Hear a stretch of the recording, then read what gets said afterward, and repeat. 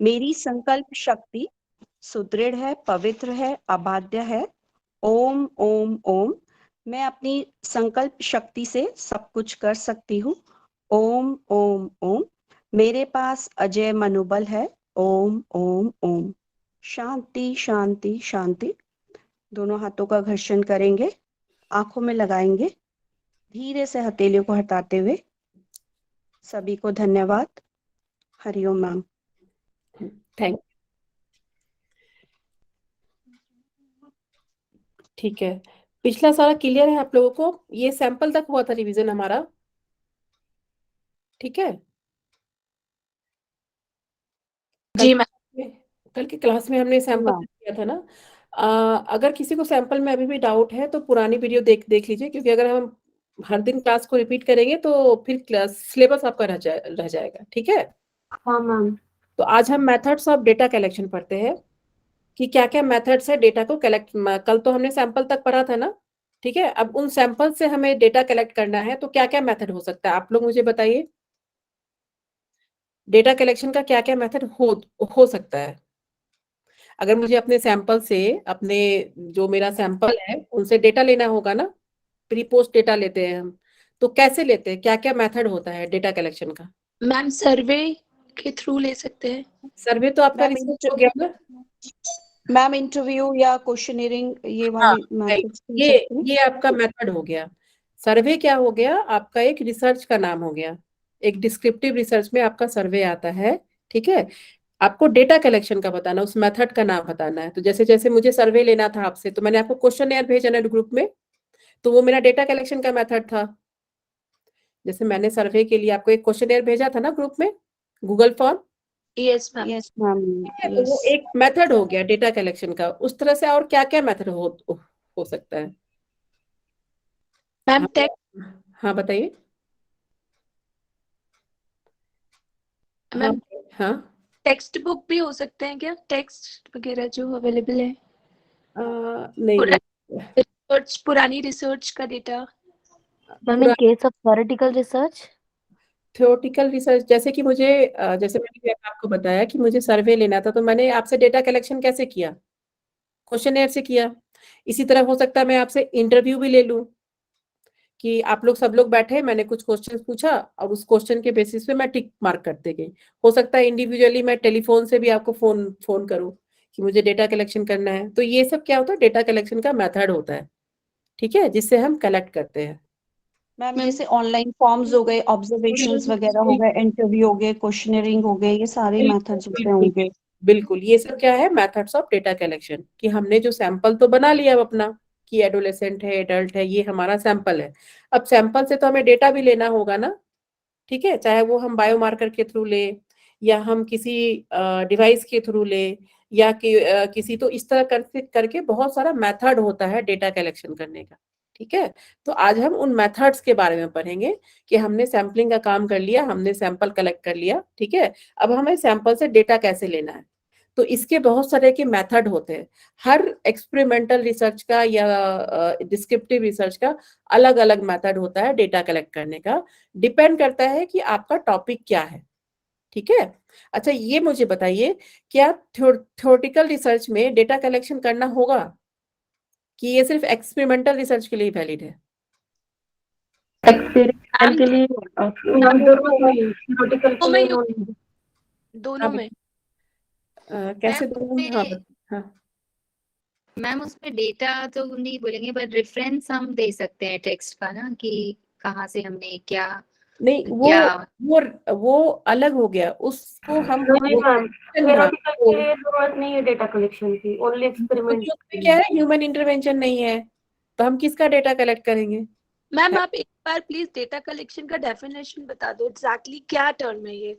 देखो, data collection क्या होता है कि एक्सपेरिमेंटल रिसर्च में, ठीक है, हमने सैंपल ले लिया, ठीक है, सैंपल ले लिया कि मैं 13 से लेकर के 18 साल के बच्चों पे मैं रिसर्च करूंगी, मान लो, ठीक है, एज्यूम करो कि मैं 13 साल से 18 साल के बच्चों पे मुझे रिसर्च करना है, ठीक है? तो अब 13 से 18 साल के बच्चों में मुझे जो चेक करते हैं, जैसे मुझे एंजाइटी चेक करना है, डिप्रेशन चेक करना है, ये सारी चीज चेक करना है। तो ये जो हमारा डिपेंडेंट वेरिएबल है उसको लेने के लिए हम कुछ तो यूज करेंगे ना, चाहे वो क्वेश्चनएयर यूज करे, मैं वही पूछ रही हूँ आपसे। इसीलिए मैं data collection, methods of data collection का मैं सोची पहले डीप में आपको इंट्रोडक्शन दे दूं कि डेटा कलेक्शन क्या होता है। जो डिपेंडेंट वेरिएबल है जिसको आपको नापना है, उसको आप कैसे कैसे नापेंगे, उसको कुछ नापने के लिए कुछ तो यूज करेंगे ना, तो वही आपका मेथड ऑफ डेटा कलेक्शन में आता है। तो मैम फिर तो ये ना थियोरेटिकल रिसर्च में नहीं यूज होगा, खाली एक्सपेरिमेंट। एक्सपेरिमेंटल रिसर्च में होगा। ठीक है, अब समझ में आया कि डेटा कलेक्शन क्या होता है। मैम मेरे एक फ्रेंड ने किया था जो प्रेयर के ऊपर था, मतलब इम्पोर्टेंस ऑफ प्रेयर। हम्म।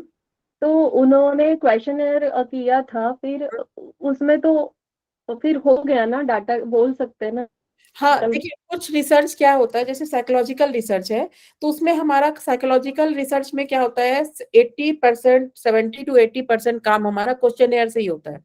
ठीक है, क्योंकि उसका वो कंस्ट्रक्ट हम नापते हैं। वेरिएबल और कंस्ट्रक्ट में मैं डिफरेंस बताई थी ना, कि कंस्ट्रक्ट को हम इनडायरेक्टली नापते हैं। इनडायरेक्टली नापने का मतलब होता है कि जितने भी साइकोलॉजिकल वेरिएबल है ना, जैसे एंजाइटी हो गया, डिप्रेशन हो गया, फियर हो गया, ये सब क्या है, हम इनडायरेक्टली नापते हैं, तो इसलिए इसको कंस्ट्रक्ट बोलते हैं। ठीक है, तो कंस्ट्रक्ट को जब भी हम नापते हैं, जितना भी हमारा साइकोलॉजिकल वेरिएबल है, वो सारे वेरिएबल्स को हम क्या करते हैं, क्वेश्चनएयर के थ्रू ही नाप सकते हैं, क्योंकि इसके लिए कोई बायोमार्कर जो है हमारे पास नहीं अवेलेबल होता है। जी जी मैम, तो ये यानी एनालिसिस और ये सब तो जैसे एक्सपेरिमेंटल में होगा डाटा कलेक्शन का, वैसा कुछ नहीं होगा। नहीं, उस तरह का नहीं। वो देखिए, एनालिसिस जैसे मैं आपको क्वेश्चनएयर भेजी थी ना ग्रुप में, जो आपका शेयर की थी, उसमें था ना स्ट्रांगली एग्री, एग्री, डिसएग्री, इस तरह करके था ना, तो उसमें ना नंबरिंग होता है, उसी नंबरिंग से हम लोग डेटा एनालिसिस करते हैं। Okay ma'am. वो मैं आपको क्वेश्चनएयर एक बार दिखाई भी थी कि इसमें कैसे रिलायबिलिटी, वैलिडिटी, जब मैं पढ़ा रही थी, एक बार क्वेश्चनएयर भी दिखाई थी आपको मैं, WHO का, है ना। ठीक है, चलिए अब हम पढ़ते हैं मेथड्स ऑफ डेटा कलेक्शन, कि ये कैसे, कितने मेथड्स हो सकते हैं डेटा कलेक्ट करने के लिए। सबको क्लियर हो गया कि मेथड्स ऑफ डेटा कलेक्शन क्या होता है। मैम ये जो हमारे पुराने डॉक्यूमेंट्स होते हैं या हमारे जो रिकॉर्डेड जो भी चीज होते हैं, रिकॉर्ड्स वगैरह, उससे भी हम डेटा कलेक्शन कर बिल्कुल सकते हैं ना। बिल्कुल बिल्कुल बिल्कुल, वो भी आपका डेटा हम्म। डेटा कलेक्शन में। अब देखिए, हम पढ़ते हैं कि अब कितने टाइप्स के होते हैं, क्या क्या होते हैं, अब हम इसको डिटेल में पढ़ते हैं। सबको क्लियर हो गया डेटा कलेक्शन का क्या क्या क्या मतलब है, कि आपको जो डिपेंडेंट वेरिएबल को नापना है उसको कैसे कैसे नाप सकते हैं। तो ये पूरी तरह से डिपेंड करता है कि आपका रिसर्च टॉपिक क्या है, आप किस चीज पे काम कर रहे हैं। ठीक है, अब देखिए मेथड्स ऑफ डेटा कलेक्शन क्या है, ऑब्जर्वेशंस के थ्रू है। जैसे इथनोग्राफी रिसर्च होता है ना, तो उसमें हम ऑब्जर्वेशन करते हैं। जैसे मान लीजिए कि मैं दिल्ली में रहती हूँ और मैं अभी कर्नाटक आई हुई हूँ, ठीक है, तो मैं ऑब्जर्वेशन मेरा होता होगा ना कि ये हम वहां ऐसे करते थे, यहाँ ऐसे होता है। ठीक है, तो जो इथनोग्राफिक, जब हम कल्चर पे रिसर्च करते हैं, ये क्वालिटेटिव रिसर्च है, इथनोग्राफी रिसर्च बोलते हैं इसको। तो जब भी हम किसी के कल्चर पे करते हैं तो क्या करते हैं, हम ऑब्जर्वेशन करके करेंगे ना, कि जब मैं नॉर्थ में रहती थी तो ऐसा था, और जब मैं यहाँ साउथ में आई हूँ तो यहाँ ऐसा होता है। ठीक है, तो ये प्योरली जो है, ये रिसर्च जो है, मतलब ऑब्जर्वेशन के थ्रू भी हम रिसर्च करते हैं। ऑब्जर्वेशन भी एक हमारा डेटा कलेक्शन का तरीका है। ठीक है, इंटरव्यू, अब जैसे मान लीजिए मैंने आपको सर्वे भेजा था, आप लोगों, बहुत लोगों ने सर्वे नहीं भरा, तो मैं क्या क्या करूंगी कि आपका एक ग्रुप बना दूंगी और मैं आपसे क्वेश्चन पूछूंगी। मैं 10-10 लोगों का या 5-5 लोगों का यहाँ पे ग्रुप बना दूंगी, और बोलूंगी कि आप इससे सहमत है, स्ट्रांगली एग्री है, डिसएग्री है, और उस बेसिस पे, मैं उस इंटरव्यू के बेसिस पे फिर क्या करूंगी, अपना सर्वे को जो है टिक मार्क करूंगी। इंटरव्यू ऐसे लेते हैं, जब बहुत बड़ा मतलब ग्रुप होता है तो हम इंटरव्यू के थ्रू भी जो है डेटा कलेक्ट करते हैं। ठीक है, या किसी का ओपिनियन जानना है, जैसे अभी प्रेयर का एग्जांपल दिया मैम ने, तो किसी का ओपिनियन जानना है कि बहुत सारे एक साथ इकट्ठा प्रेयर कर रहे हैं, तो प्रेयर के बाद या उसके पहले क्या फर्क आता है, तो वो हम इंटरव्यू के थ्रू भी कर सकते हैं। साइकोलॉजिकल टेस्ट, वही मैंने आपको बताया कि साइकोलॉजिकल टेस्ट आपके जितने भी डिप्रेशन, एंजाइटी, इन सब का कोई टेस्ट नहीं होता है, लेकिन मोस्टली साइकोलॉजिकल टेस्ट जो है हम जैसे मैं उस दिन आपको उसका एग्जांपल दी थी ना, किसका था, एक आपको एग्जांपल दी थी ना, जो झूठ बोलने वाला मशीन होता है, वो उससे उससे भी जो है हम lie detector test. Lie detector. हाँ, तो वो उससे भी जो है ये भी जो है आपका साइकोलॉजिकल टेस्ट में आता है। ठीक है, उस तरह का जो है अगर हम यूज करते हैं, कोई मशीन यूज करते हैं तो। क्वेश्चनेयर्स हो गया, क्वेश्चनेयर जो मैं आपको भेजी थी, जैसे सर्वे का क्वेश्चनेयर मैं बना के, साइकोलॉजिकल ये तो फिर मतलब क्वेश्चन आयर तो है ना इसमें साइकोलॉजिकल वाले में? क्वेश्चनेयर है इसमें, लेकिन बहुत सारे टेस्ट के लिए ना, जैसे कि मान लीजिए बहुत बहुत सारे टेस्ट में मतलब बहुत सारे टेस्ट ऐसे भी है कि जो हम क्वेश्चनेयर के थ्रू करने के साथ साथ जो है हम मशीन पे भी करते हैं उसको। ओके, तो मतलब एक ही रिसर्च में हम दोनों तो यूज नहीं कर सकते एक साथ में, साइकोलॉजिकल टेस्ट और क्वेश्चन है? बिल्कुल कर सकते हैं, ऐसा कुछ भी नहीं है, बिल्कुल कर ओके। सकते हैं। आप एक रिसर्च में बायोमार्कर भी यूज कर सकते हैं, क्वेश्चनेयर भी यूज कर सकते हैं। ठीक है, वो डिपेंड करता है कि आपको टेस्ट क्या करना है उनका। ठीक है, इनफैक्ट अगर आप बायोमार्कर यूज करते हैं, मतलब ब्लड टेस्ट वगैरह यूज करते हैं या कुछ साइंटिफिक तरीके से यूज करते हैं कोई टेस्ट जो मतलब, तो वो आपके रिसर्च का और वेटेज बढ़ाता है, आपके पेपर का और वेटेज बढ़ाता है वो। ठीक है, फिर ये अभी हम लोग पूरे डिटेल में बात करेंगे, ये मैं आपको बस बता रही हूँ कि डेटा कलेक्शन कैसे कैसे कर सकते हैं। Observation, interview, psychological test, questionnaire, physiological test, biochemical test और आर्चिव्स। अब देखिए ये सारे टेस्ट होते क्या क्या, इसके अंदर क्या क्या आते हैं। ठीक है, देखिए डेटा कलेक्शन में सबसे पहले क्या था, ऑब्जर्वेशन। ऑब्जर्वेशन क्या है कि involves careful observations of a phenomenon in the field and making notes. ठीक है, यही है ना। अब जैसे इथनोग्राफिक रिसर्च करना है, तो मैंने बोला ना कि मैं दिल्ली में रहती थी, मैं कर्नाटक आई, तो मुझे क्या है, हम यहाँ का कल्चर और वहाँ का कल्चर बिल्कुल डिफरेंट है ना। तो मैं क्या की कि अपना ऑब्जर्वेशन की कि यहाँ पे जो हम नॉर्थ साइड करते हैं, साउथ में ऐसा होता है, हम करते हैं ना ऑब्जर्वेशन। वहां जो है दीपावली ऐसे मनाते थे, यहाँ नहीं मनाते। मतलब इस तरह से जो ऑब्जर्वेशन करते हैं उसको ऑब्जर्वेशन रिसर्च करते हैं। मेनली जो है इथनोग्राफी रिसर्च जो है आपका ऑब्जर्वेशनल रिसर्च में आता है। ठीक है, इसीलिए इसमें लिखा है कि involves carefully observation of A phenomenon in the field and making notes. ठीक है, और ये पैसिव होता है। देखिए ये पैसिव क्या हो गया, जैसे कि आप योगा देते हैं किसी को। ठीक है, मतलब पैसिव का मतलब है कि जब आप कोई भी ब्लड टेस्ट का यूज नहीं करते हैं, कुछ भी ऐसा साइंटिफिक टूल नहीं यूज करते हैं, तो उसको हम पैसिव बोलते हैं।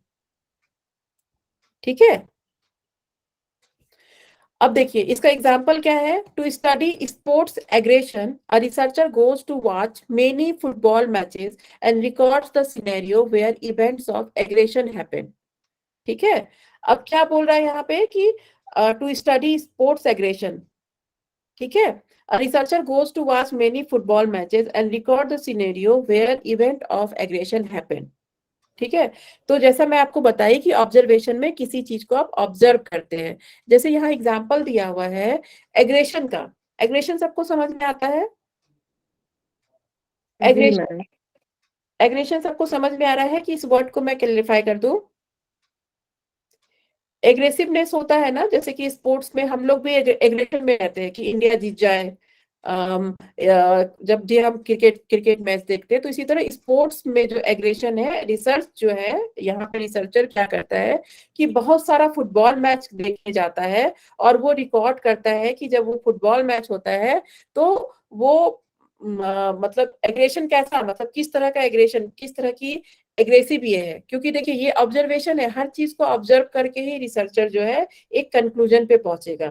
ठीक है, तो कभी भी आप कोई चीज ऑब्जर्व करती हैं किसी भी फील्ड में, जरूरी नहीं है कि मतलब स्पोर्ट्स में ही हो, एग्रेशन में ही हो, बच्चों के लिए भी आप कुछ करती हैं कि जो है यहाँ के बच्चे, उधर के बच्चे, मतलब कुछ भी चीज का जो ऑब्जर्वेशन आप रिसर्च करती हैं जिसमें आपको ऑब्जर्वेशन की जरूरत पड़ती है, तो ये भी एक तरह का डेटा कलेक्शन का मेथड हुआ। ठीक है, जो हम इसको ऐसे कह सकते हैं कि उत्सुकता का बढ़ जाना। हाँ, ये एग्जाम्पल में कह सकते हैं कि एग्रेशन मतलब होता है उत्सुकता का बढ़ जाना। जैसे हम क्रिकेट देखते हैं ना, अधिकतर जब हम इंडिया पाकिस्तान देखते हैं तो हमें लगता है कि अब एक रन और चाहिए, एक छक्का हो जाए, मतलब इस तरह का एग्रेशन रहता है ना, उत्सुकता रहता है हमारे में। बट मैम नॉर्मली जैसे कुछ हो जाता है उससे हम मैम कहने का मतलब क्यूरियोसिटी। मत बनो, तो फिर अग्रेशन भी अलग अलग तरीके के होते हैं क्या? हाँ हाँ, एग्रेशन भी अलग अलग तरीके के होते हैं आपके, लेकिन यहाँ पे जो है आपको एग्जाम्पल दिया जा रहा है सिर्फ कि एक, अगर आपको ऑब्जर्वेशन करना है तो ऑब्जर्वेशन एक पे तो नहीं हो सकता ना, मान लीजिए अगर हम एक मैच से तो ऑब्जर्वेशन नहीं निकाल सकते, मुझे उसमें कंपैरिजन तो करना पड़ेगा ना, तभी तो हम ऑब्जर्वेशन करेंगे। जैसे मान लीजिए मैं 2-3 क्लास लेती हूँ, मैं आपका भी क्लास ले रही हूँ, मैं 3 बजे भी एक क्लास लेती हूँ, तो मैं ऑब्जर्व कैसे करूंगी? मैं 2 क्लास लूंगी तभी तो ऑब्जर्व करूंगी। अगर मैं सिर्फ आप ही को पढ़ाऊंगी तो मैं कैसे ऑब्जर्व करूंगी कि आप जो योगा स्टूडेंट को पढ़ा रही हूँ तो मुझे ऐसे पढ़ाना होता है, मैं वहां पे पढ़ा रही हूँ 3 बजे के क्लास में तो मुझे ऐसे पढ़ाना होता है। तो उसमें जब तक कंपैरिजन नहीं होगा तब तक ऑब्जर्वेशन नहीं हो सकता है। ठीक है, अब जैसे पहले मैं नॉर्थ में रहती थी, अब साउथ में रहती हूँ, तभी तो कंपैरिजन होगा, तभी तो ऑब्जर्वेशन होगा ना। मैंने आपको पहले दिन बताया था ना कि research is all about critical thinking. आपका क्रिटिकल थिंकिंग कैसा है? आप कहीं भी जाते हैं, आप ट्रेन से जा रहे हैं, बस से जा रहे हैं, आपको एक क्रिटिकल थिंकिंग रखना चाहिए आपके पास, जो आपको एक रिसर्चर बनाए। बहुत छोटे छोटे चीजों पे भी जो है हम रिसर्च करते हैं। ठीक है, मैम तो दो चीजों का होना जरूरी है क्या ऑब्जर्वेशन के लिए? मतलब किसी एक चीज का भी तो हम ऑब्जर्व कर सकते हैं, तो एक चीज का कंपेयर। एक चीज का ऑब्जर्व कर सकते हैं, लेकिन जो है आपको ऑब्जर्व आपका एक चीज से भी हो सकता है, लेकिन उसको आप कंपैरिजन कैसे करेंगे? मैम हाँ, आ गया समझ में कि अगर हमें एक ही चीज में पूरा सेटिस्फेक्शन मिल गया तो हमारी रिसर्च आगे ही नहीं बढ़ पाएगी जब तक डाउट क्रिएट नहीं हो पाएगा किसी चीज को लेकर। बिल्कुल बिल्कुल बिल्कुल, आप जब भी रिसर्चर बनती हैं या रिसर्च करती हैं तो आपका ऑब्जर्वेशन के लिए आप, अब जैसे मान लीजिए मैं बोलूंगी कि मैं 2 रिसर्च क्लास लेती हूँ, एक योगा स्टूडेंट का लेती हूँ और एक एमएससी का लेती हूँ। ठीक है, अब जो एमएससी वाले हैं वो कंप्यूटर साइंस की स्टूडेंट है और आप योगा की स्टूडेंट है, तो आप दोनों का ऑब्जर्व जो मैं करती हूँ रिस्पॉन्स का वो डिफरेंट होगा ना। ऑब्जर्व मैं आपके भी ऊपर कर सकती हूँ, ऐसा नहीं है कि मुझे वो कंप्यूटर साइंस की स्टूडेंट चाहिए ही चाहिए, लेकिन वो और स्ट्रांग होगा ना, क्योंकि मेरे पास एक कंपैरिजन का मिल गया एक। मैम एक पे भी कर करके आप ऑब्जर्व कर ये सकती हैं, लेकिन हाँ बताइए। मैम जो केस स्टडी होती है उस केस स्टडी भी हम एक ही वेरिएबल पे ही तो ऑब्जर्वेशन करते हैं कि पहले। बिल्कुल बिल्कुल बिल्कुल, केस स्टडी भी आपकी ये हमेशा क्वालिटेटिव ही होगी। आपकी ऑब्जर्वेशन जब भी आप करते हैं तो वो क्वालिटेटिव में ही होगी आपकी, और जो केस स्टडी आप करते हैं, केस स्टडी में भी जो है आपका क्वालिटेटिव एनालिसिस और वो भी ऑब्जर्वेशन। केस स्टडी भी बहुत बहुत तरह के होते हैं, लेकिन वो भी ऑब्जर्वेशन उसमें भी किया जाता है। ठीक है, ऑब्जर्वेशन करना भी एक तरह का आपका डेटा कलेक्शन है, ये भी एक तरह का आप जो है डेटा कलेक्शन में डाल सकते हैं। कल अगर आपको रिसर्च करना हो, अगर आप कोई क्वालिटेटिव रिसर्च कर रही हैं तो उसमें भी जो है आप ऑब्जर्वेशन डाल सकते हैं। ठीक है, क्लियर है सभी को? Yes ma'am. Yes ma'am. चलिए, अब interview. Interact with participant and ask a series of questions to understand the experiences of a person, opinion, belief, perception, etc. ठीक है, तो अब जो है इंटरव्यू सबको पता है क्या होता है।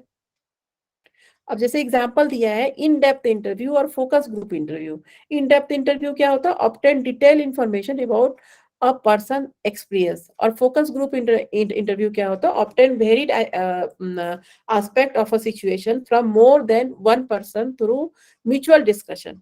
ठीक है, तो इंटरव्यू सबको पता है क्या होता है जी मैम। इंटरव्यूअर। साक्षात्कार उसके। बिल्कुल, जैसे मैं आप लोग बैठे हुए हैं, ऑब्जर्वेशन मैम एक्चुअली एक वर्ड बता दें तो। बिल्कुल आप बैठे हुए हैं, मैं आपसे सीरीज ऑफ क्वेश्चन पूछ रही हूँ कि आपको समझ में आ रहा है, नहीं समझ में आ रहा है। आप तो ये क्या है, एक तरह का हम इंटरव्यू के लिए जो है, इंटरव्यू के थ्रू भी आप जो है डेटा कलेक्शन कर सकते हैं। ठीक है, मान लीजिए बहुत सारे लोग बैठे हुए हैं और आपको लगता है कि यहाँ पे इंटरव्यू उनका पर्सन का, आपका कोई ऐसा रिसर्च है जिसमें आपको उनका ओपिनियन चाहिए, बिलीफ चाहिए, परसेप्शन चाहिए। जैसे मेरा भी सर्वे है तो उसमें क्या है, यही है ना, ओपिनियन ही मैं पूछ रही हूँ सबसे कि आपका ओपिनियन क्या है। ठीक है, तो उसमें जो है आपका इंटरव्यू भी जो है, मैं इंटरव्यू के थ्रू भी उस क्वेश्चन को फिल कर सकती हूँ और उसमें लिख सकती हूँ कि मैंने इतने लोगों का वहां पे इंटरव्यू लिया था और इन लोगों ने मुझे ये फीडबैक दिया है। ठीक है, उनके फीडबैक के बेसिस पे मेरा ये सर्वे का क्वेश्चनेयर मैंने फिल किया है।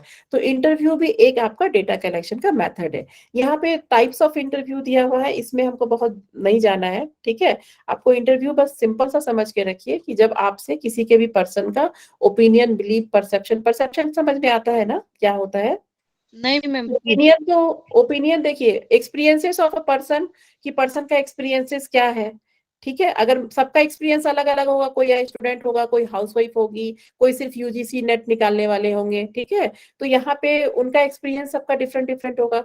ओपिनियन मतलब होता है विचार। जैसे कि मैं आपसे पूछूं कि क्या आप योगा एजुकेशन ले रहे हैं, आप योगा के स्टूडेंट है, आपके ओपिनियन में क्या योगा काम करता है एंजाइटी और डिप्रेशन पे? अगर मैं आपसे ऐसा क्वेश्चन पूछूं तो आप लोग का ओपिनियन, उसका विचार क्या होगा? ठीक है, आपका मैं विचार पूछ रही हूँ कि मैंने कुछ क्वेश्चन दे दिया आपको और उसके ऊपर आपका विचार पूछ रही हूँ। ओपिनियन मतलब होता है विचार, कि आपके विचार से क्या है ये। ठीक है। बिलीफ मतलब अब मैं आपसे बोलूं कि क्या आपको योगा पे विश्वास है, आपको लगता है योगा काम काम करता है। ठीक है, आप एक योगी की स्टूडेंट है, आपको लगता है कि मेडिटेशन करने से सच में जो है मतलब फायदा होता है, या आसना प्राणायाम करने से सच में फायदा होता है। तो ये बिलीफ हुआ, विश्वास है आपको अपनी जो आप पढ़ाई कर रही है।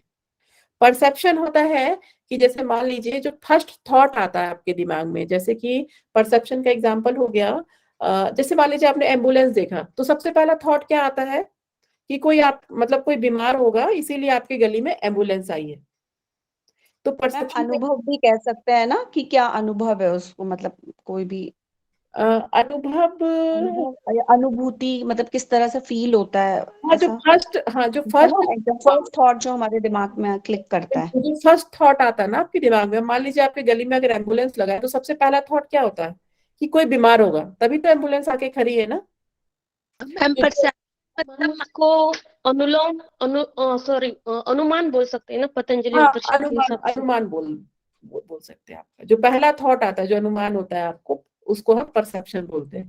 कि जैसे हमने एम्बुलेंस खड़ा हुआ देखा अपने गली में, तो जो मेरा सबसे पहला थॉट आया कि इसके घर में लगता है कोई बीमार होगा, तभी एम्बुलेंस आके खड़ी। तो जो फर्स्ट थॉट आता है हमारे, जो फर्स्ट अनुमान लगाते हैं हम, उसको हम परसेप्शन बोलते हैं। ठीक है। तो ये सब चीज के लिए क्या होता है, experiences of a person, opinion, belief, perception, इन सब के लिए जो है अगर हमें चाहिए होता है तो इंटरव्यू भी एक तरीका है डेटा कलेक्शन करने का। ठीक है। जी मैम।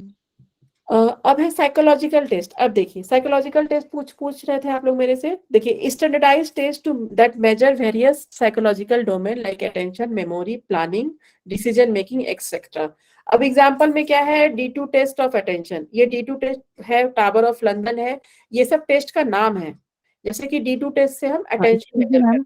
हाँ। मैम बस एक सेकंड, आपने जैसे बोला कि इंटरव्यू और जो ये इससे पहले हमने पढ़ा था हम्म। ऑब्जर्वेशन, ये सब हम दोनों एक साथ करेंगे। तो जैसे आपने बोला कि मैं उसमें मेंशन करूंगी कि मैंने इतने लोगों से इंटरव्यू लिया था और इतने लोगों को ऑब्जर्वेशन किया था, बिल्कुल तो बिल्कुल। इसमें तो मैम चेंजेस आ सकते हैं ना, कि हो सकता है कि इंटरव्यू में आदमी बता रहा है तो थोड़ा कॉन्शियस हो जाता है वो, तो उसको थोड़ा मैनिपुलेट करके बताए, और ऑब्जर्वेशन में एग्जैक्टली जो सेम है वो सेम है, तो फिर मतलब फाइनल रिसर्च में उसका इफेक्ट नहीं पड़ेगा क्या? नहीं, देखिए फाइनल, देखिए क्या होता है, अब जैसे मान लीजिए कि मुझे 1000 लोगों से लेना है, तो ये पॉसिबल है कि मैं सबके ग्रुप में भेजूं और मेरे पास आ जाए? नहीं पॉसिबल है ना। तो आपको जो भी ओपिनियन मिल रहा है, जैसे मान लीजिए आपका ओपिनियन सर्वे है, तो ओपिनियन सिर्फ मैं ये सोचूं कि जो मैं सर्वे फॉर्म भेज दी, ठीक है, आप लोग भर के दे देंगे, तो नहीं होगा। आपका विचार अगर मैं आपसे पूछूं तो भी आप मुझे वही वही टिक करके देंगी, जैसे आपने बहुत बहुत लोगों ने फॉर्म भरा, आप लोगों ने, ठीक है, तो आप जो सोच रही है वही तो आपने सेलेक्ट किया ना। और जब मैं आपसे पूछूंगी तो भी तो वही वही वही बताएंगे ना आप। नहीं मैम, एक्चुअली जब जैसे ऐसा होता है, यूजुअली ऐसा होता है जब हमारे मास्टर्स वगैरह में जैसे हम लोग हाँ, करते हैं, नहीं, मैंने जैसा से जैसे किया, तो मतलब मैं- मैम, तो हाँ, सब लोगों को हम जैसे क्वेश्चन आंसर बांट देते हैं, तो बच्चे तो ऐसे ही टिक कर देते हैं ना, हमारे पास खुद आता तो हम ऐसे ही कर देते हैं नॉर्मली, तब पता नहीं था इंपॉर्टेंस, तो फिर हाँ, हमारा तो रिसर्च पे तो इफेक्ट देखिए पड़ रहा क्या है ना होता रियल है, में। वेटेज होता है। देखिए जैसे मैं आपको बताती हूँ, जब आप रिसर्च करेंगे ना तो इसको वेटेज दिया जाता है। जैसे कि मान लीजिए आपने सर्वे किया, ठीक है, और आपने सर्वे किया कि उसमें इंटरव्यू भी डाल दिया, टेलीफोनिक इंटरव्यू भी डाल दिया, फेस टू फेस इंटरव्यू भी डाल दिया, उसके बाद ऑब्जर्वेशन भी डाल दिया। तो इस तरह से जब आप सर्वे करके लाते हैं तो यानी तो आपका डेटा साइज बहुत बड़ा होना चाहिए, जो सैंपल साइज है वो बहुत बड़ा होना चाहिए, जब इस तरह के जब हम रिसर्च करते हैं तो। ठीक है। नहीं तो क्या होता है कि जब आपका डेटा मतलब जब आपका सैंपल साइज छोटा हो जाता है ना, जैसे मान लीजिए आपने बहुत सारा तरीका यूज कर लिया और आपका सैंपल साइज फिर भी नहीं आया, 1000 तक नहीं पहुंचा, 200-300 तक ही रह गया, तो उसको फिर वेटेज नहीं मिलता, फिर आपको पेपर पब्लिकेशन के लिए आपको बहुत दिक्कत आती है। क्योंकि इस तरह के जो रिसर्च होते हैं ना, इंटरव्यू वाले या जो सर्वे रिसर्च होते हैं, इनको बहुत अच्छा पेपर नहीं मिलता है। इसलिए नहीं मिलता है क्योंकि जब हम बहुत सारा चीज अपने रिसर्च में ऐड कर लेते हैं ना, तो बिल्कुल खिचड़ी बन जाता है। ठीक है, होगा ना। तो इसीलिए ओके। जब भी रिसर्च करते हैं तो हमें एक रिफाइंड प्रोसेस से चलना चाहिए। जब आप रियल रिसर्च करेंगे तो उसमें रिफाइनमेंट होना चाहिए। रिफाइन कहने का मतलब है कि जैसे एज ग्रुप है, जैसे मान लीजिए आपको एडोलेसेंट पे ही करना है, ठीक है, तो एडोलेसेंस में भी 3 तरह के एडोलेसेंट है। अर्ली एडोलेसेंट है, मिडिल है, लेट है, ठीक है, ऐसा ही होता है ना। तो उसमें क्या है कि रिफाइनमेंट प्रोसेस है, तो उसमें आप किस पे कर रही हैं 5 साल। तो रिसर्च में बहुत सारी चीजें ऐसी होती है जो हमें ध्यान रखना होता है जब आप रिसर्च करेंगे। तो जब आप जिस भी टॉपिक पे करेंगे तो आप जब अपने गाइड, आपके गाइड बस इसमें हेल्प करेंगे आपको कि आपको कैसे करना है वो चीज। इफ एंड बट्स बहुत है, लेकिन नेट एग्जाम के लिए क्योंकि हमें पढ़ाई करना, ये सब क्वेश्चंस नहीं आते हैं, तो मैं आपको उसकी हिसाब से पढ़ा रही हूँ अभी। ए, जाओ जाओ जाओ, चालू हो गए।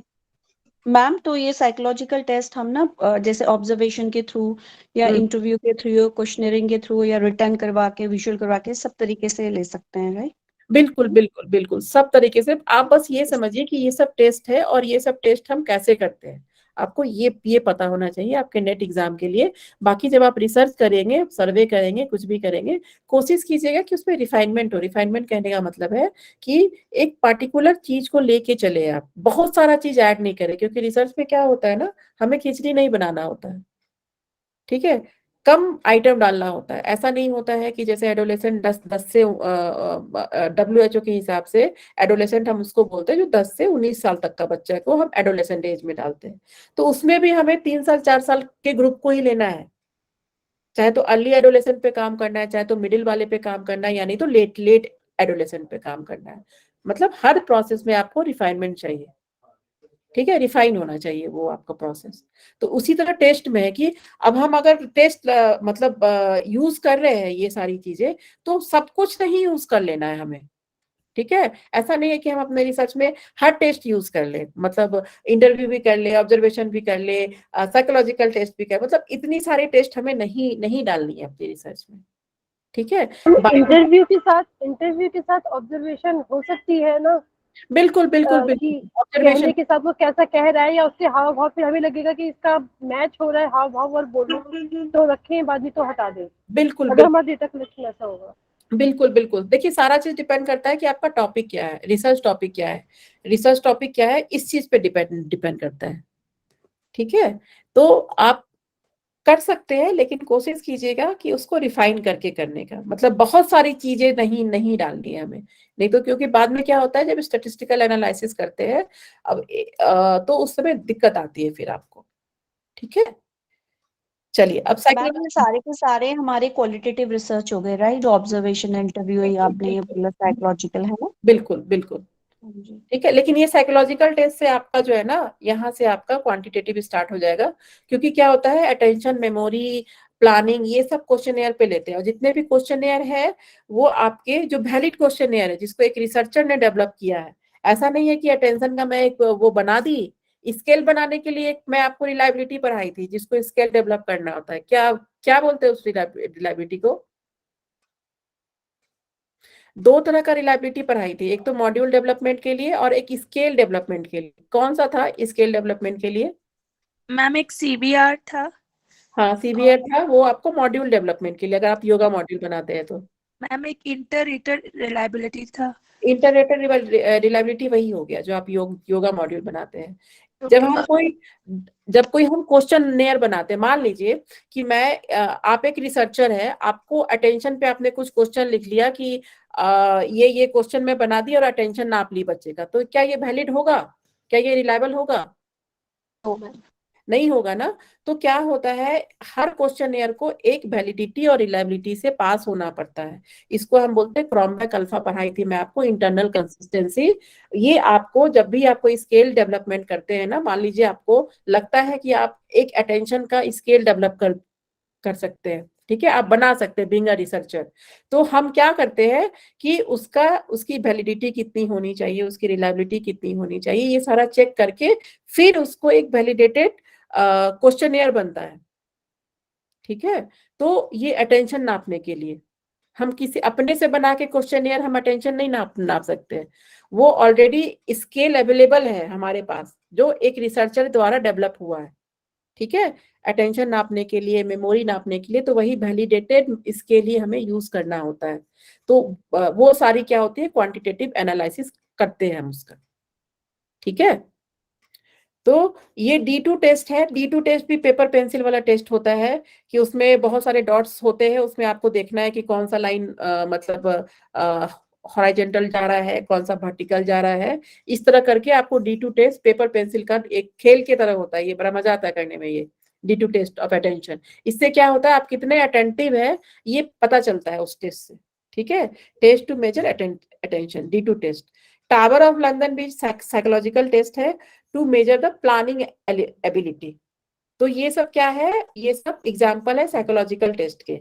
D2 test, tower of London, इन ये सब जो है आपके टेस्ट है जिसको आप साइकोलॉजिकल टेस्ट बोलते हैं, ठीक है। मैम हाँ, ये एग्जाम में ये से क्वेश्चंस आएंगे क्या कि D2 टेस्ट का? नहीं, ये मैं आपको एग्जाम्पल यहाँ पे इसलिए लिखा हुआ है ताकि आपको पता रहे, ये नहीं आता एग्जाम्पल, ये नहीं दिया जाता कि D2 टेस्ट साइकोलॉजिकल टेस्ट है। बस आप ये समझ लीजिए साइकोलॉजिकल टेस्ट होता क्या है, ठीक मैम है। लेकिन आपने क्या बताया, टावर ऑफ लंदन का क्या बोला, एक्सप्लेन? ये सब देखिए बहुत पुराना एग्जाम, मतलब ये सब बहुत पुराना टेस्ट है, मतलब जो 20 साल पहले भी किए होंगे ना, तो ये सब आपको पेपर में मिल जाएगा, ये tower of London, D2 test.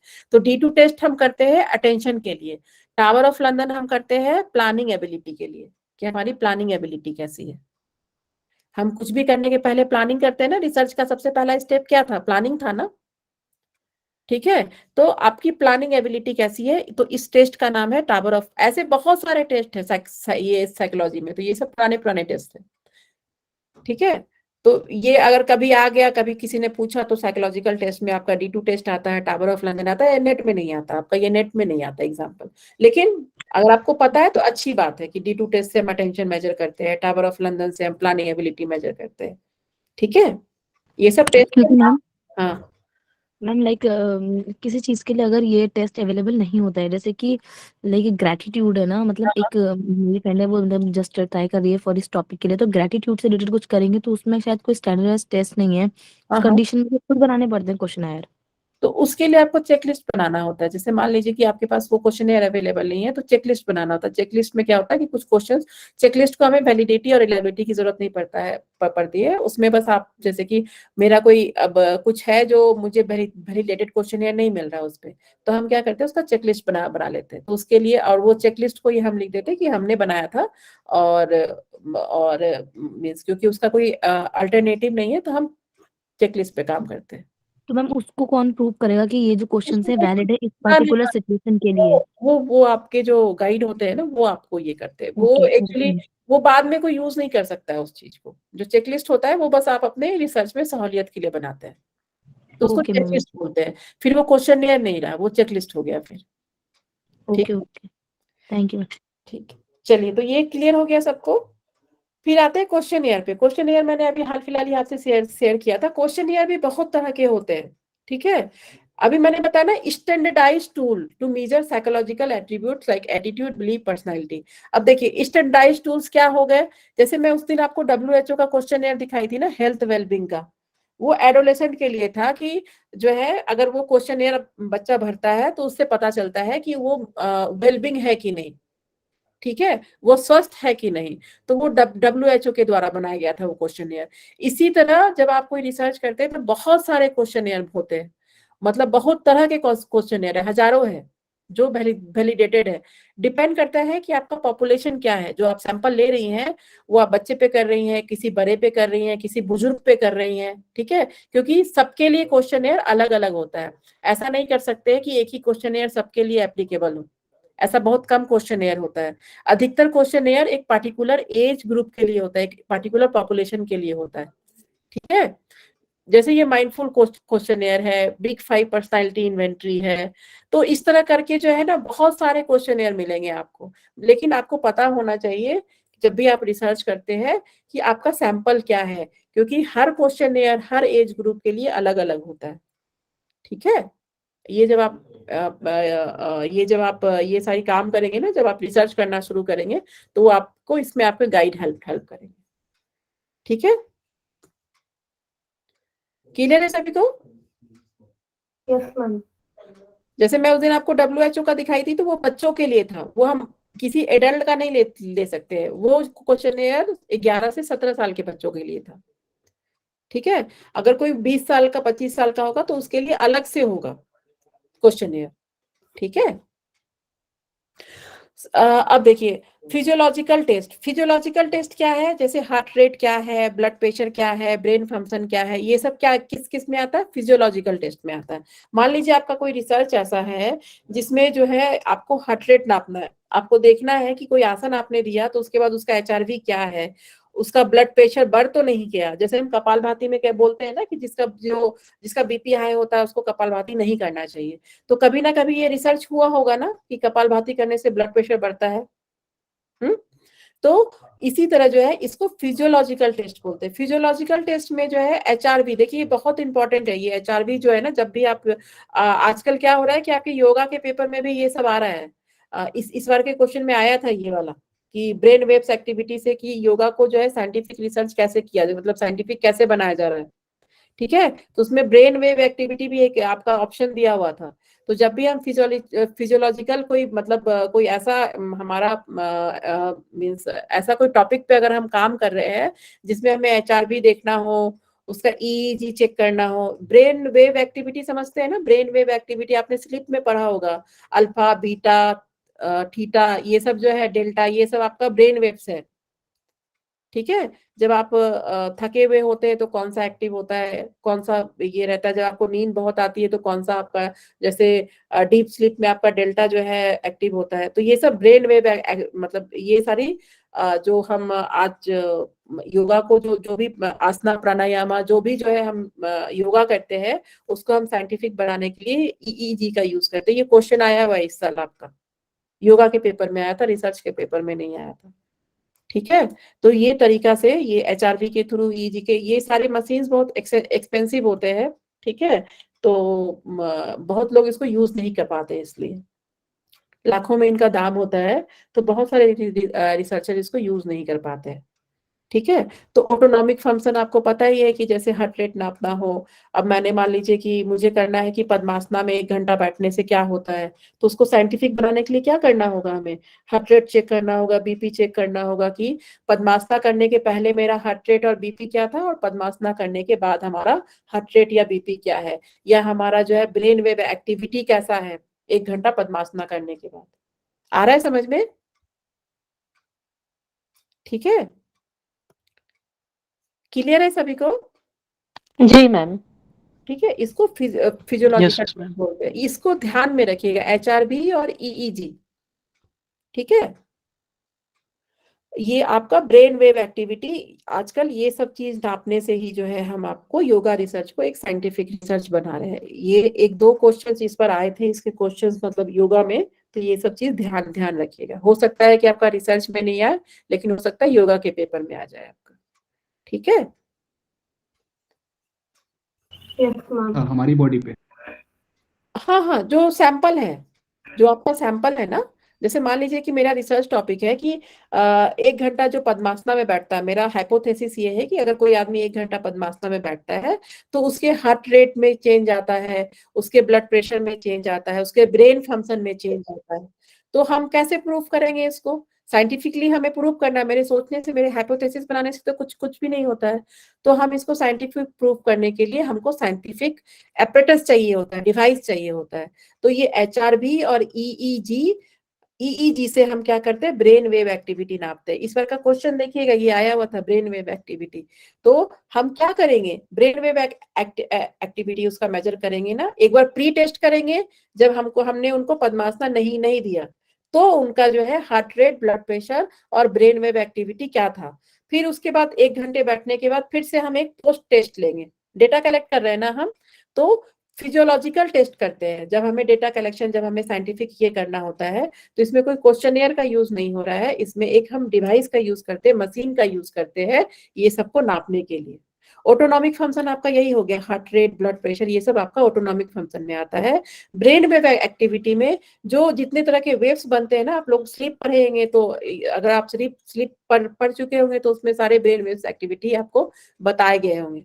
Scientific research जो है योगा को साइंटिफिक बनाने का, ये एक बहुत अच्छा ब्रेन वेव एक्टिविटी पे बहुत काम हो रहा है। हमारे अन्वेषणा में भी जो हमारा जहाँ पे रिसर्च होता है, ये ब्रेन वेव एक्टिविटी पे बहुत सारे रिसर्च हो रहे हैं यहाँ पे। ठीक है, तो कभी भी हमें कोई आसना है, प्राणायाम है, कुछ भी अगर हमें चेक करना है और साइंटिफिकली चेक करना है तो हमें डिवाइस तो यूज करना पड़ेगा ना। ठीक है, तो उन सब चीज के लिए हम हार्ट रेट वेरिएबिलिटी जो आपका ऑटोनॉमिक फंक्शन मेजर करता है, और ईईजी जो आपका ब्रेन वेव एक्टिविटी मेजर करता है। ठीक है, इससे हम क्या करते हैं, साइंटिफिक बना रहे हैं अपने जितने भी हमारे योगा का आसना है, प्राणायाम है, ये सब मशीन लगा के हम, क्योंकि मशीन तो झूठ नहीं बोलेगा ना कि 1 घंटे के बाद चेंजेस आया उसमें। इसका मतलब उससे बैठने से, उस आसन में बैठने से या उस मेडिटेशन को करने से चेंज आया। तो हम ये साइंटिफिकली कैसे बनाते हैं योगा रिसर्च को, ये सारे एक्सपेरिमेंट, ये सारे फिजियोलॉजिकल टेस्ट। ठीक है, फिजियोलॉजिकल टेस्ट। ठीक है मैम, इसमें ईसीजी भी आएगा ना, इलेक्ट्रोकार्डियोग्राम? बिल्कुल बिल्कुल बिल्कुल, इसमें ईईजी भी आएगा आपका। ये अभी रिसेंट है, ये जो है ना, ये एचआरवी और ईईजी अभी हमारे लैब में भी बहुत यूज हो रहा है, इसलिए इस पे क्वेश्चंस भी आए थे इस पे। तो इसको ध्यान में रखिएगा, ये आपके योगा में हो सकता है फिर से आई ये सारी चीजें कि ये टेस्ट, ये फिजियोलॉजिकल टेस्ट कौन है, हो सकता है रिसर्च में नहीं आए, लेकिन ये पता होना चाहिए आपको, क्योंकि आप एक योगा के स्टूडेंट है। तो एक साइंटिफिक स्टडी कैसे बना रहे हैं, योगा आज पूरे वर्ल्ड में है तो क्यों है, क्योंकि अब हमारा जो रिसर्च हो रहा है उस पे हम एचआरवी ले रहे हैं। अभी ये लाखों की मशीन होती है, तो पॉसिबल नहीं है ना कि हम अपने सैंपल को वहां तक ले जाए, मशीन के पास तक। ठीक है, तो इसीलिए इसमें क्या होता है कि यह हर रिसर्चर इस मशीन का मतलब ले पाए या यूज कर पाए। तो जितने भी लैब होते हैं, ये सारे लैब में, ये हमारे लैब में भी ये सारी मशीन रखी हुई है, और इस मशीन के थ्रू ही क्या होता है, हम फिजियोलॉजिकल टेस्ट करते हैं और एक साइंटिफिक स्टडी होता है योगा का, योगा आसना का, योग प्राणायाम का। तभी तो हम कैसे बोलेंगे कि जो है ये इसका ये इफेक्ट है, या कपालभाति हाई बीपी में नहीं करना चाहिए। कहीं ना कहीं ये रिसर्च हुआ होगा ना, scientific research, physiological test use हुआ होगा उसके ऊपर। मैम बट इसमें तो सिर्फ लाइक कैंपस वाले स्टूडेंट्स ही आ पाते हैं ना, लाइक बाहर के तो आ नहीं पाते। तो हमारा तो रिसर्च फिर वही हो गया कि अगर हमें बाहर के लोगों को चाहिए तो। नहीं, बाहर के लोगों के लिए सच में नहीं हो पाता। मैंने पहले ही ने कहा ना कि ये बहुत महंगा होता है, लाखों में करोड़ों में इन सब मशीन का दाम होता है। तो हम अब एक रिसर्च के लिए हम नहीं एफर्ट कर सकते इतना, तो हम नहीं यूज करते। लेकिन हाँ, अन्वेषण में बहुत सारे लोगों पे इस पे काम हो रहा है, बच्चों पे भी हो रहा है, बड़े पे भी हो रहा है। जो कैंपस में है वो लोग, उनके लिए ठीक है ये। ऐसे हमें अलाउ नहीं होता है कि हम उनका मशीन लेके कहीं बाहर जाए, इस तरह का है। लेकिन ये है कि और बाहर के लोगों को अंदर नहीं ला सकते? नहीं, बाहर के लोग अंदर आते हैं ना। अभी ही कुछ दिन पहले ही अभी कितने सारे किडनी वाले पेशेंट आए थे, उनका ये सारा टेस्ट हुआ था, और सारा आरोग्य धाम में ही हुआ था। Okay ma'am. ठीक है, वो परमिशन चाहिए होता है, बाहर के लोग अंदर आते, तभी तो रिसर्च हो रहा है ना यहाँ पे।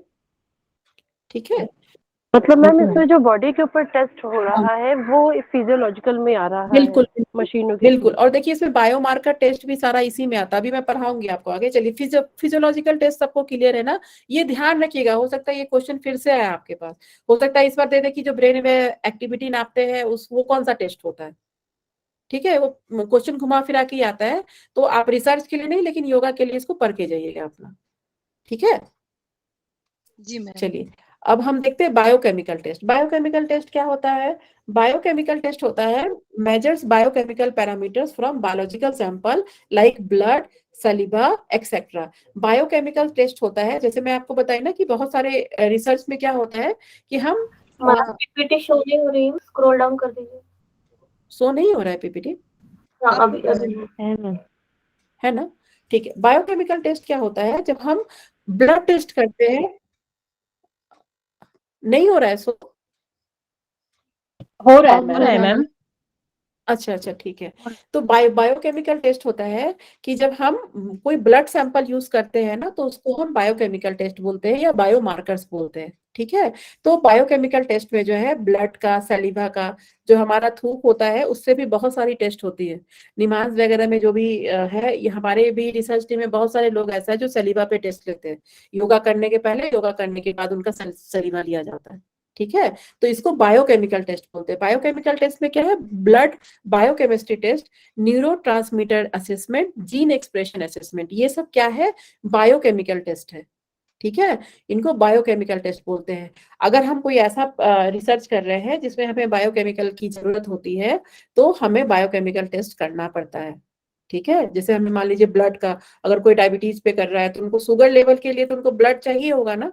मान लीजिए कोई डायबिटीज पे कर रहा है और उनको जो है देखना है, तो हम शुगर लेवल कैसे नापेंगे, क्वेश्चनएयर से तो नाप नहीं सकते हैं, ऑब्जर्वेशन से तो नाप नहीं सकते हैं, तो इसके लिए क्या करना होगा हमें, इसके लिए हमें बायोकेमिकल टेस्ट यूज करना होगा, इसके लिए हमें ब्लड टेस्ट लेना होगा। और इन सब टेस्ट के लिए जो इथिकल कमेटी होती है ना, उसमें बहुत सारे मतलब क्वेश्चंस होते हैं, बहुत सारा जवाब देना होता है उनको, जो ऐसे मतलब जो रिसर्चर होते हैं जो बायोकेमिकल यूज करते हैं, इस तरह के टेस्ट यूज करते हैं कि कहीं वो रिसर्चर हार्म तो नहीं कर रहा है, जो उसकी टीम है उसके टीम में कोई एक्सपर्ट बंदा है या नहीं है, या उसका जो पहले का एजुकेशनल बैकग्राउंड, मतलब ये बहुत सारी चीज देखते हैं जब भी हम कोई बायोकेमिकल टेस्ट करते हैं तो। लेकिन ये सब बायोकेमिकल टेस्ट से ही आजकल योगा का रिसर्च सक्सेसफुल हो रहा है, क्योंकि इसको पूरी दुनिया मानती है। अगर कोई ब्लड टेस्ट पे मान लीजिए हम जो है धनुरासन पे काम कर रहे हैं, अगर धनुरासन में से मुझे, मेरा हाइपोथेसिस है कि लोग जो जो धनुरासन करते हैं उनको जो है डायबिटीज पे फर्क पड़ता है, तो हम डायबिटीज पे क्या, उसको उनका शुगर लेवल तो नापना होगा ना, एक बार योगा देने के पहले और एक बार योगा देने के बाद। तो फिर अगर ये इसमें फर्क आएगा, इस टेस्ट में फर्क आएगा, तो हम ये मानेंगे ना कि हाँ फर्क आया है, तो इसका मतलब धनुरासन डायबिटीज पे इफेक्टिव है। यानी तो फर्क नहीं आएगा, हो सकता है और बढ़ जाए, तो हम क्या बोलेंगे कि जो भी डायबिटिक पेशेंट है उनको धनुरासन नहीं करना चाहिए। ठीक है, तो ये सब क्या है, साइंटिफिक बनाने का, योगा की स्टडी को साइंटिफिक बनाने का साइंटिफिक तरीका है। बायोकेमिकल हो गया, फिजियोलॉजिकल टेस्ट हो गया, ये सब टेस्ट जो है पूरी दुनिया मानती है। ठीक है, क्लियर है सभी को? तो जब भी ब्लड का इंटरवेंशन होगा, सलीवा का इंटरवेंशन होगा, ये बायोकेमिकल टेस्ट में आएगा। और इसके एग्जांपल्स ये नाम दिए हुए हैं कि इसमें क्या क्या होता है, blood biochemistry test, neurotransmitter assessment, gene expression assessment. ठीक है, ये सारे जो असेसमेंट है ये बायोकेमिकल टेस्ट में आते हैं। इसको पढ़िएगा जरूर, क्योंकि आजकल मुझे लगता है कि ऐसे क्वेश्चन ही आपके योगा में आ रहे हैं। ठीक है, और ये आपको भी पता होना चाहिए। ठीक है, आर्चिवल डाटा। आर्चिवल डाटा क्या होता है, जैसे मान लीजिए कि मुझे जो है मैं किसी डायबिटिक पेशेंट पे सर्वे कर रही हूँ। ठीक है, तो मैं कहाँ जाऊंगी, मुझे तो डायबिटिक पेशेंट चाहिए तो हॉस्पिटल जाऊंगी ना, तो वहां से हॉस्पिटल का रिकॉर्ड निकालूंगी कि उनके यहाँ हर दिन कितने लोग डायबिटीज वाले आ रहे हैं, एक महीने में कितने लोग आ रहे हैं, एक साल में कितने नए पेशेंट आए। तो ये सब चीज के लिए हॉस्पिटल रिकॉर्ड, ये सब मिलता नहीं है, लेकिन बहुत मुश्किल है इन सबको निकालना, लेकिन इन सबको आर्चिवल डेटा बोलते हैं। जब हम इस तरह के रिकॉर्ड से अपना रिसर्च करते हैं तो हम इसको आर्चिवल डेटा बोलते हैं। ठीक है, तो ये आपका जो है ये आपका डेटा कलेक्शन का इतना तरीका था। पढ़िएगा जरूर, क्योंकि ये आपके योगा पेपर के लिए बहुत इंपॉर्टेंट है कि ये रिसर्च में आए या नहीं आए, रिसर्च में नहीं आता है, लेकिन आपके योगा के लिए बहुत इंपॉर्टेंट है। तो बायोकेमिकल टेस्ट क्या होता है, फिजियोलॉजिकल टेस्ट क्या होता है। अब जैसे मान लीजिए इस पर ब्रेन वेव एक्टिविटी आ गया, अब ब्रेन वेव एक्टिविटी किसी योगिक बुक में तो आपको मिलता नहीं है, वो आपको रिसर्च में ही मिलेगा। तो रिसर्च से बहुत सारे इनडायरेक्ट क्वेश्चन आते हैं, तो आपको जो रिसर्च जब आप पढ़ते हैं, तो इस बार का क्वेश्चन किसी ने देखा है, इस बार जो क्वेश्चन आया था? मैम उसका पेपर कहाँ मिलेगा, वो पेपर सेट? इस बार का क्वेश्चन देखिएगा, इस बार का क्वेश्चन जितना भी आया था वो साइंटिफिक स्टडी पे बेस्ड आया था, यानी तो बुक के बहुत अंदर से दे दिया था, यानी तो बिल्कुल मॉडर्न इससे दे दिया गया था।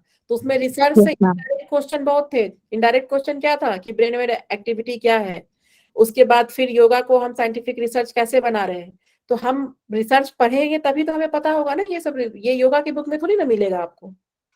ठीक है, तो ये सब चीज पढ़ के जाइएगा अपने योगा के लिए, ताकि आपको पता हो, उस समय कम से कम तुक्का भी मारना हो, हल्का सा भी अगर आपको नॉलेज होगा कि हाँ ब्रेन वेव एक्टिविटी ईईजी को बोलते हैं, तो आप उसमें तुक्का भी मार के, क्योंकि एक आंसर तो राइट होगा, एक आंसर तो आपके पास दिख रहा है वहां पे।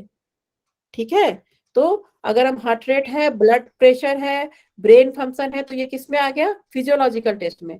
अगर हम ब्लड और सलीवा यूज कर रहे हैं तो ये क्या आ गया, बायोकेमिकल टेस्ट में। एक दो टेस्ट का ये सब नाम याद रखिएगा, हो सकता है कि फिर से नाम आ जाए। पिछली बार नाम ही आया था इसका, ये जो ब्रेन वेव एक्टिविटी आया था पिछली बार के क्वेश्चन में, ऑप्शन में ये करेक्ट ऑप्शन था। ठीक है, तो मैम ये और नेक्स्ट स्लाइड दिखाई ना आर्चिवल डेटा का, वो सेकंड वाला मुझे नोट करना था। अच्छा। मैम आर्चिवल डाटा आपने वो बताया जो पास्ट में जो डेटा कलेक्शन हुआ होता है उसको बोलते हैं क्या? बिल्कुल। जैसे वो जनगणना वगैरह भी करते हैं ना, वो सब भी हाँ जी, डेटा आर्चिवल डेटा में आएगा। ठीक है, हॉस्पिटल का डेटा, अभी एम्स का डेटा चोरी हुआ था ना, अभी रिसेंटली न्यूज में आया था। तो ये डेटा चोरी करके करते क्या है, कोई भी कंट्री के पास अगर हमारा डेटा लग गया तो वो आराम से निकाल सकते हैं ना कि इंडिया में कितने लोग बीमार है, कितने लोगों को कैंसर है, कितने लोगों को डायबिटीज है, कितने लोगों को डायबिटीज होने वाला है, ठीक है, या कितने लोगों को कैंसर होने वाला है, ये सब कुछ पता लग जाता है एक हॉस्पिटल के डेटा से। Madam old palm leaf manuscript बताया, उसमें क्या आएगा? ओल्ड पाम लीफ मैन्युस्क्रिप्ट, ये मुझे भी देखना पड़ेगा, ये जो है चलिए मैं कल आपको बता दूंगी इसके बारे में। ठीक है, ये भी आजकल ये भी पुराने रिकॉर्ड का ही डेटा होगा, इसलिए मैंने मैन्युस्क्रिप्ट लिखा हुआ है इस पे। ठीक है, ये मैं कल क्लियर कर दूंगी आपको। मैम इंटरव्यू का और साइकोलॉजिकल का एक बार स्लाइड दिखा दीजिए। साइकोलॉजिकल टेस्ट का ये है आपका, ये सब आप लोग योगा के लिए जरूर पढ़ लीजिए, इस तरह के क्वेश्चन योगा में आएंगे जरूर, इस बार फिर से आएंगे, मैं आपको बता रही हूँ, एक बार आना शुरू हो गया तो ये फिर से आएंगे आपको। तो ये सब टेस्ट जितने भी डेटा कलेक्शन का मेथड है ना, इसको मुंह पे बिल्कुल याद कर लीजिए बिल्कुल, इसमें कोई कंफ्यूजन मत रखिए, क्योंकि ये क्वेश्चन फिर से रिपीट होंगे और इसी तरह के क्वेश्चन फिर से रिपीट होंगे अब। ठीक है,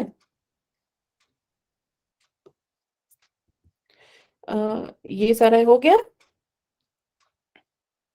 आज मैं आप लोग को एक होमवर्क दे रही हूँ, कल मैं आपको क्वालिटेटिव और क्वांटिटेटिव रिसर्च पढ़ाऊंगी कि कौन सा रिसर्च क्वालिटेटिव है और कौन सा क्वांटिटेटिव है।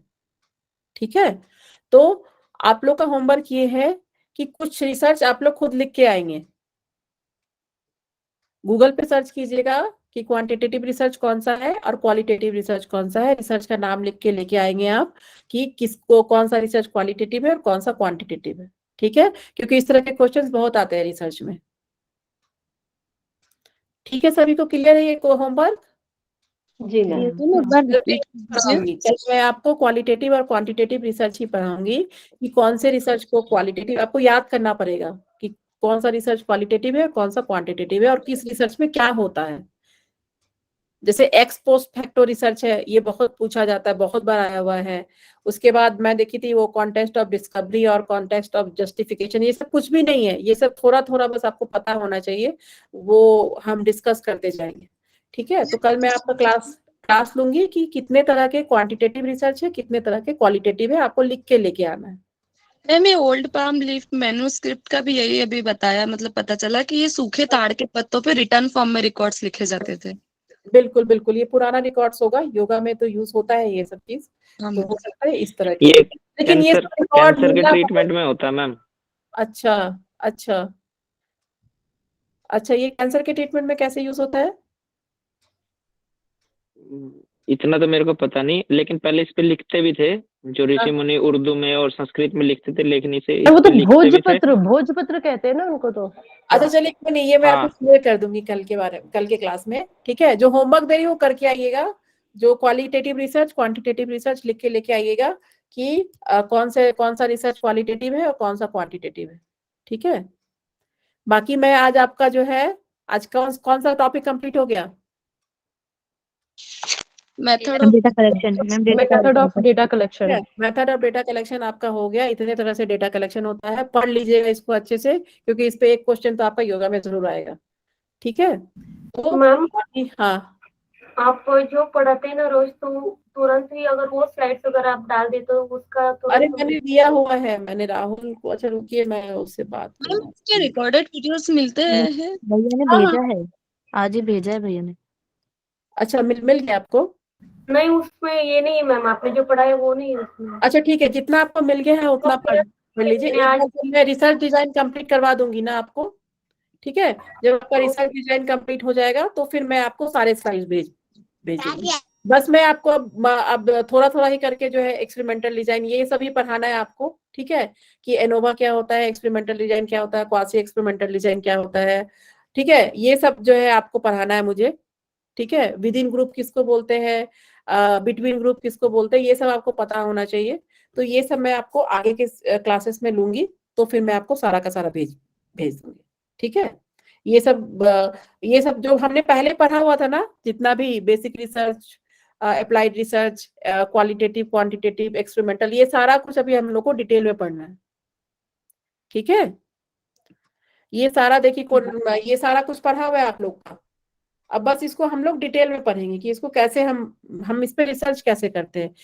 केस स्टडी हो गया, क्रॉस सेक्शनल स्टडी हो गया, ये सारा कुछ पढ़ना है हम लोगों को। बस जो मैं होमवर्क दे रही हूँ वो कम करके आइएगा कि क्वांटिटेटिव रिसर्च और क्वालिटेटिव रिसर्च कितने तरह के हैं वो आपको देख के आना है, ठीक है। मैम जैसे कि ये रिसर्च वाला टॉपिक है हमारा, बहुत इंपॉर्टेंट टॉपिक होता है पेपर फर्स्ट का ना, तो इससे भी क्या सिर्फ 5 क्वेश्चन आते हैं या इससे कुछ ज्यादा आते हैं और यूनिट से ज्यादा? देखिए क्या होता है, क्वेश्चन जो है ना कहीं से भी पूछ लिया जाता है। आप देखिएगा जो पुराने क्वेश्चंस है ना उससे कुछ भी नहीं मतलब वो क्वेश्चन अब रिपीट नहीं हो रहे हैं, ठीक है। लेकिन सिलेबस में है तो हम लोग को पढ़ना है। अब जैसे इस बार SPSS का फुल फॉर्म आ गया था। अब मान लीजिए जिसने SPSS, बहुत लोगों को नहीं पता होगा कि SPSS क्या होता है, तो वो कहीं से भी पूछ देते क्वेश्चन। मुझे तो मतलब ये नहीं समझ में आता है। लेकिन अगर आप रिसर्च पढ़ना चाहते हैं ना तो आप उससे पढ़िए, जो साइकोलॉजिकल रिसर्च होता है ना, मैं आपको ग्रुप में भेज दूंगी। साइकोलॉजी उसका बुक कोड है इग्नू का, उससे बहुत सारे क्वेश्चंस बनते हैं। जितने भी तरह के रिसर्च होते हैं ना आपके, उसमें बहुत सारे, जैसे contest of discovery, contest of justification, ये सब ये साइकोलॉजिकल टर्म है, ये सब साइकोलॉजिकल रिसर्च में यूज होते हैं, ठीक है। तो आप, हाँ, तो फिर जो है आप अपना जो है मतलब इन सब चीजों को क्लियर, मतलब सब कुछ पढ़िए। हो सकता है कि जो आपका इसमें आया हो, मतलब जो आपका मान लीजिए रिसर्च में नहीं आए, हो सकता है योगा पेपर में आ जाए, ठीक है। तो इसीलिए जो है आज जैसे मैं आपको पढ़ाई देखिएगा उसमें इस बार फिर से एक बार क्वेश्चन जरूर आएगा। एक बार जब शुरू हो जाता है ना कोई चीज, तो वो बार बार रिपीट होता है, मतलब 1-2 साल तो रिपीट करते ही करते हैं उस चीज को, ठीक है। तो आप अपना जो है ये काम करके आइएगा, क्वांटिटेटिव रिसर्च और क्वालिटेटिव रिसर्च गूगल में सर्च कर लीजिएगा, लिख के लेके आइएगा। फिर मैं आपको बताऊंगी कि आपको सिर्फ रिसर्च के नाम याद करना है और आपको क्वालिटी अपने आप पता चल जाएगा किस रिसर्च में क्या क्या हो रहा है, ठीक है। क्लियर? तो चलिए अब हम अपना क्लास क्लोजिंग प्रेयर करते हैं। कल के क्लास में जो है जो होमवर्क करके आइएगा और फिर हम आगे डिस्कशन करेंगे। चलिए, लक्ष्मी साहू जी कहाँ पे है? अभी मैंने बोला था क्लोजिंग प्रेयर कराने के लिए, लेफ्ट हो गई क्या वो? अच्छा नहीं मैम। अच्छा ठीक है ठीक है ठीक है, चलिए आज आपका बात करवा दीजिए क्लोजिंग प्रेयर। ठीक है, स्टार्ट करते हैं। कमर गर्दन सीधी करके बैठ जाएंगे, दोनों आंखें सहजता से बंद, हाथों पर कोई भी एक मुद्रा ले लेंगे। लंबा गहरा श्वास लेंगे, श्वास पूरी तरह से बाहर। पुनः लंबा गहरा श्वास लेंगे और दीर्घ ओम का उच्चारण करेंगे। लंबा गहरा श्वास, ओ।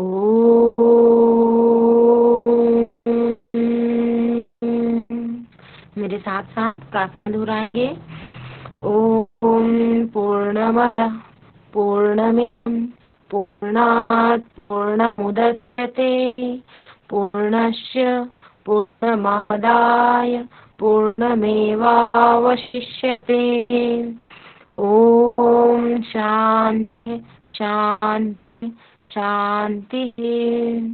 मंत्रों के सकारात्मक प्रभाव को महसूस करेंगे। दोनों हाथों पर घर्षण करेंगे, पलकों पर लगाएंगे और धीरे से आँख खोलेंगे। जी धन्यवाद। Thank you Lakshmi ji. अच्छा, होमवर्क रिपीट करना है।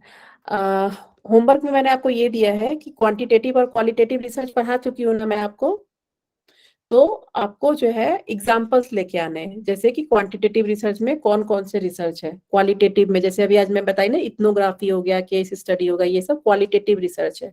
तो आपको इसी तरह रिसर्च का नाम लिख के आना है।